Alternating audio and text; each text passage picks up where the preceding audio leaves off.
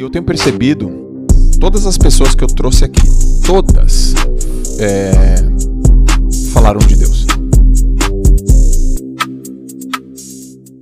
O que está acontecendo é o seguinte: tem um lado negativo e positivo, eu vou explicar os dois. Nós estamos numa geração que prosperou muito, uma geração que conquistou muitos objetivos. A gente viveu o que nossos pais jamais sonharam em viver. Jamais. Quantas vezes você viajou de avião, foi para lugares que seus pais não puderam ter isso? E não é questão financeira, era questão de mentalidade, de uma geração que não tinha realmente essa mobilidade que a gente tem. Então a gente está vivendo uma autodescoberta muito grande, uma autorrealização muito grande. E aí, vivendo isso, a gente descobriu que existia um vazio. Cara, ainda assim eu tenho depressão, ainda assim eu não tô totalmente feliz. Ainda assim me falta alguma coisa. Pô, tô com dinheiro no banco e ainda assim me sinto inferior a um monte de gente. O que tá acontecendo comigo? Aí não tem jeito. As pessoas começam a descobrir Deus, que é o que dá realmente sentido à vida. Só que, da mesma forma que muita gente está descobrindo Deus pela necessidade que está tendo de Deus, outros só estão usando, como você falou, o hype, tá usando o momento para criar um público. Porque nada mais fácil do que você criar um público que está em profunda necessidade. Então, quando você vai falar de uma coisa que o público está numa profunda necessidade e você tem uma solução que não precisa de formação acadêmica, não precisa de histórico, não precisa de nada, é só você falar, Deus é a solução. Pronto, você já tem um público, você tem 1 milhão de pessoas que querem escutar sobre isso. Então, muitos impostores, é claro, é normal, em qualquer segmento, né, em qualquer viés, viram os impostores. Tem gente que só usa Deus para atrair público, às vezes não é nem para ganhar dinheiro. Tem gente que para ganhar dinheiro, tem gente que é só para atrair público mesmo, porque o lance do like na internet está muito ligado à aceitação, né?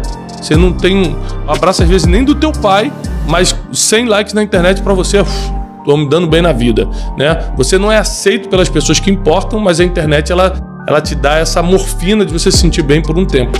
E por isso que tá essa guerra, né? As meninas com 12, 13 anos, elas se sujeitam, vou ficar seminua e vou dançar no TikTok pra ser aceita. Sim. Com 12 anos de idade. Isso era um problema que geralmente dava na juventude. As mulheres e os homens começavam a não se sentir aceitos, faz qualquer coisa pela aceitação. Tá cada vez ficando mais precoce isso.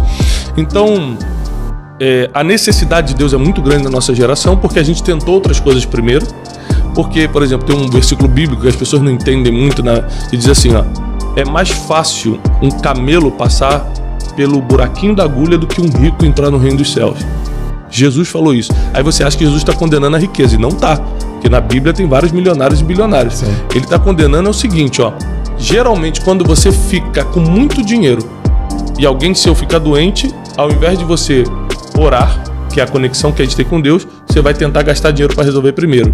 Se você tem um problema com alguém, você primeiro vai no melhor advogado antes de ir em Deus. Então é quando você bota alguma coisa na frente de Deus, não é que você não vai fazer o resto. Certo. Se eu tiver um problema jurídico, eu vou resolver com o advogado. Se eu tiver um problema de saúde, eu vou resolver no médico. Mas primeiro, eu vou buscar a Deus, que é o versículo que diz: buscai primeiro o reino de Deus e a sua justiça, e todas as outras coisas serão acrescentadas. Então o que está acontecendo é muita gente buscando a Deus por necessidade. E outra coisa, antigamente os evangelistas católicos, evangélicos, pregavam nas esquinas, nas praças públicas, e não convenciam as pessoas como hoje, sem pregação, estão sendo convencidas. Hoje em dia eu tenho amigos que me escutam falar sobre Deus sem eu nunca ter pregado para elas. Eu não sou um evangelista, eu não fico, João, na igreja, tá? João, olha só, você tem que ler isso aqui. Eu não sou um evangelista. Só que você começa a conversar comigo, passa um tempo, você começa a se interessar e você procura, você pergunta. Isso é a primeira vez na história que está acontecendo.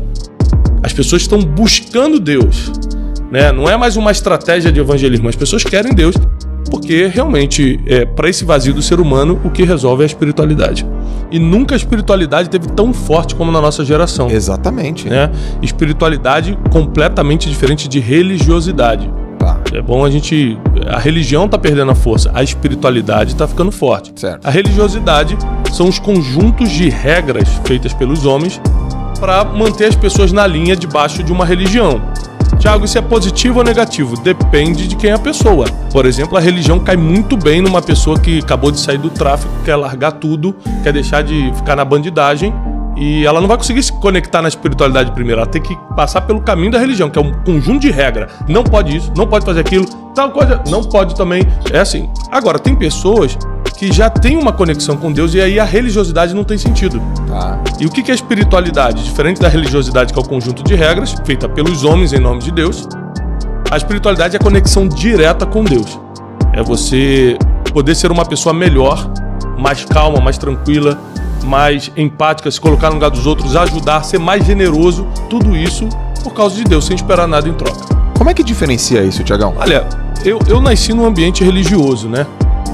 E eu vim ter um encontro com a espiritualidade depois. Então, para mim, ficou muito fácil perceber a diferença. Tá. Né? Existem coisas que na religião você não pode fazer. E se você tem uma conexão direta com Deus, Deus te pergunta por que você quer fazer. Eu não estou te proibindo de fazer, mas por que você quer fazer? É diferente. Está muito mais ligado à filosofia de por que eu vou fazer isso, o que eu quero, onde eu quero chegar com isso, né? Tá.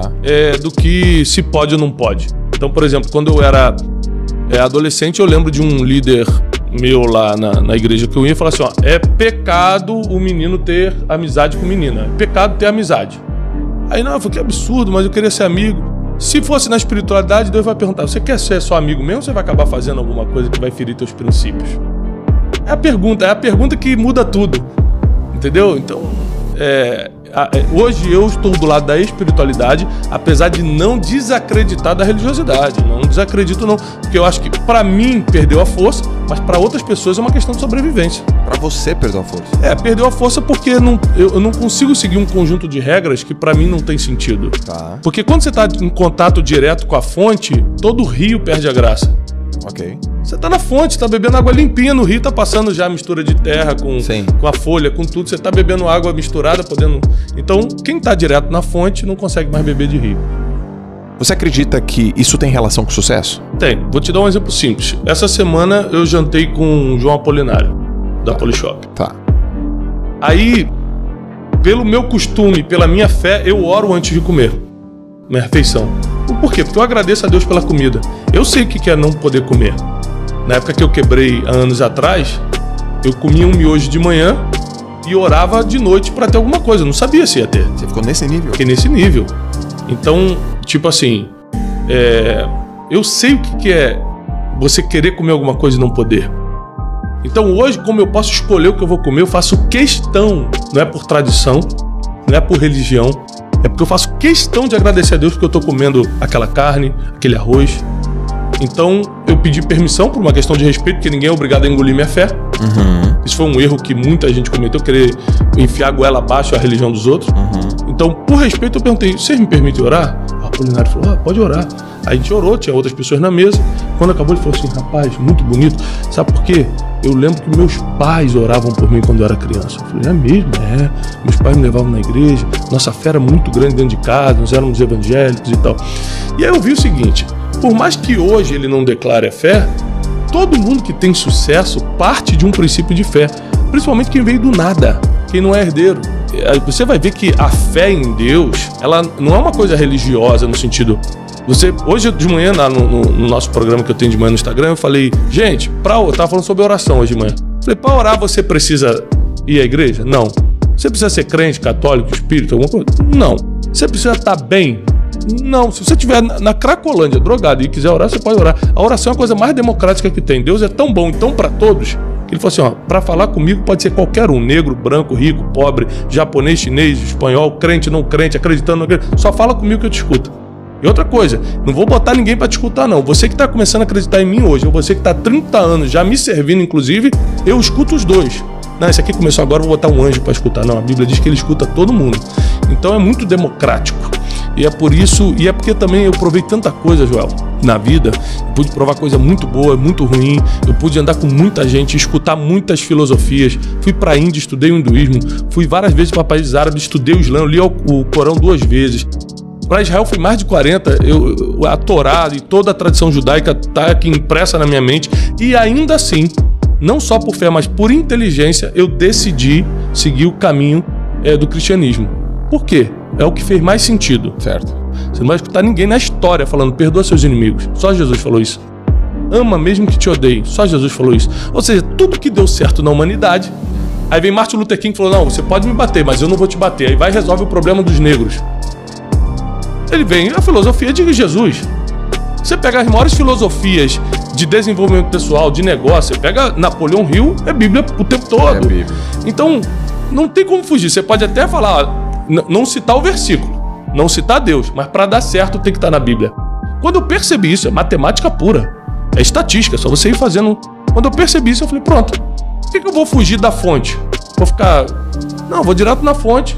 Aí eu comecei a conhecer mais Deus, conhecer mais coisas da Bíblia, me formei em teologia, fiz uma pós-graduação nesse sentido, e hoje o meu prazer é o que eu faço de graça. Todo mundo fala assim, você trabalha com isso? Não, porque eu faço de graça. Eu vivo dos meus livros, dos meus cursos. Agora, toda vez que você vê eu falando de Deus, eu tô fazendo de graça. Eu tô aqui nesse podcast hoje de graça. Quando você me vê pregando em algum lugar, levando... É de graça. Isso aqui, pelo amor de Deus. Eu faço de graça para sempre. É o que eu quero fazer. Esse é o meu dom, meu talento, é o meu chamado. E aí eu criei, como eu sou muito empreendedor, criei várias formas de crescer financeiramente, de empreender, de me sentir vivo, mas que não envolvem diretamente esse aspecto mais de doação, entendeu? De falar da palavra e etc. Caracas, animal.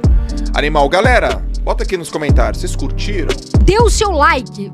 Primo, fala pro pessoal. Dá o like, deixa o like aí, criatura. É de graça, meu. Não custa nada, né? Deixa aí, compartilha. Trabalha pesado aqui. Nossa. O pessoal não sabe, primo? Que às vezes apertar um simples botão de like, por isso que a gente pede tanto. 2 segundos, né? Mas já ajuda muito quem tá aqui trabalhando, quem tá prestando serviço. E às vezes a pessoa não sabe que saindo sem dar o like, o YouTube acha que ela não gostou do vídeo. Sim. E prejudica muito a gente.